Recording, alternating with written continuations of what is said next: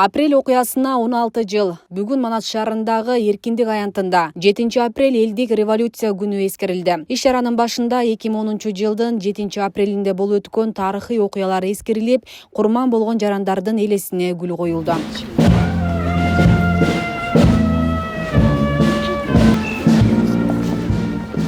Иш-чарага президенттин Жалал Абад облусундагы ыйгарым укуктуу өкүлүнүн орун басары Урмат Самаев, жергиликтүү бийлик өкүлдөрү, апрель элдик революциясынын катышуучулары, облустук жана шаардык мекеме ишканалардын жетекчилери катышты. Алардын жаркын элеси жүрөгүбүздө түбөлүккө сакталат.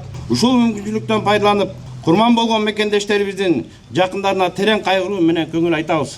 Кыргыз эли өзүнүн эртеңки жаркын келечеги жана элдин бакубат жашоосу үчүн жанын аябай курман болгон эр азаматтар эч качан унутулбайт.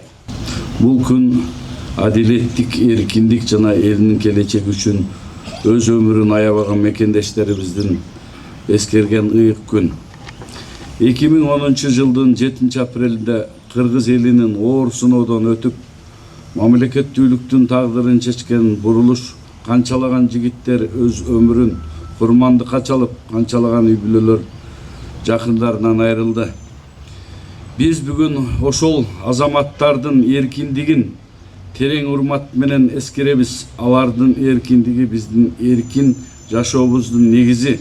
Катышуучулар бул күн Кыргызстандын тарыхындагы маанилүү бурулуш учурлардын бири болуп калганын белгилешти. Инкылапта кыйылган өмүрлөр, жүздөгөн жарандардын майып болушканын эске алышты. Бирок революциядан сабак алып жатабызбы деген суроо ортого салынып, мындан ары элдик толкундоолорго жол бербей, өлкөбүздүн өсүп өнүгүшүн, тынчтыгын, биримдигин сактоо маселеси көтөрүлдү. Тынчтык менен ден соолук эле керек экен адамгачы. Тынчтык, анан ден соолук. Калганы жашоо боло берет экен. Бийлик элге иштеш керек. Эл бийлик эмес. Баягы определенный бир адамдар баштады. Бирок эл жалпы эле көтөрүлүп кетти да. Себеби дегенде ошол маалда баягы электр энергияга акча көтөрүлдү, телефонго көтөрүлдү, анан салыктардын бардык түрлөрү көтөрүлдү.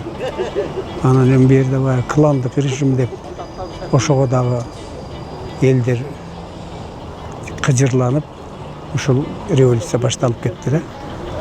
Анан эми ошол маалда максатына жетти. Эл мисалы үчүн ошо бийликти жоготобуз дедилер. Мындай караганда жоготуп, мына бүгүнкү күндө сыртта жүрүшөт. Анан эми ушул революциядан бирок мындай сабак алып атабызбы деген дагы бир суроо болот да. Эми сабак алышыбыз керек. Мына бүгүнкү күндү ошол күндөр менен салыштырсак, өнүгүү, өсүү биздин өлкөдө аябай жогорку деңгээлде өтүп атат. Субхана раббика раббил иззати амма ясифун.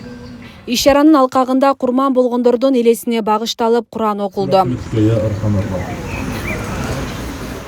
Бейле кетсек, 2010 жылдын 7 апрелинде ошол кездеги президент Курманбек Бакиев бийликтен кулатылган. Апрель окуялары 123 адамдын өмүрүн алган. Инкылап болгон күнү Бишкектин борборундагы Ала Тоо аянтында 87 адам каза таап, 400дөн ашууну жаракат алган. Алардын 36сы кийинчерээк көз жумган. Ал эми Жалал Абад облусунан 62 адам жаракат алып, 2 адам каза болгон. Асия Сыдыкова, Замирбек Тойчубаев, Регион телеканалы.